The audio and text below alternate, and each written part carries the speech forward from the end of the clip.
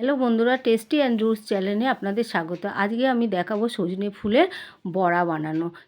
দেখুন, বেসন, কর্নফ্লাওয়ার আর চালের গুঁড়ো নিয়েছি। ফুলগুলোকে ধুয়ে ভালো করে বেছে ধুয়ে নিয়েছি। এবারে ওর মধ্যে সব কিছু দিয়ে পেঁয়াজ কুচি আর কাঁচা লঙ্কা কুচিও দিয়ে দিলাম।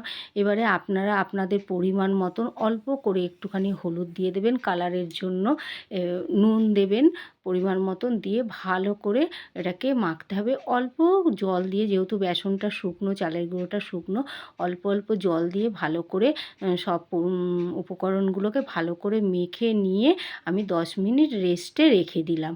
এইবারে 10 মিনিট পর আমি ওটাকে প্যানে তেল গরম করে বড়ার আকারে শেপ দিয়ে ভালো করে উল্টে পাল্টে একটু চেপে বড়াগুলোকে লাল লাল করে ভেজে নিলাম। দেখুন, এইরকম একটু করে চেপে দেবেন, তার ফলে কী হবে, ভেতরটা ভালো করে ভাজা হয়ে যাবে। এরকম চেপে ভালো করে একটু ভেজে নেবেন। তারপরে ভাজা হয়ে গেলে তুলে নেবেন। গরম ভাতে খেতে খুবই ভালো লাগবে এরকম বড়া। যদি ভালো লাগে লাইক, কমেন্ট এবং শেয়ার করবেন।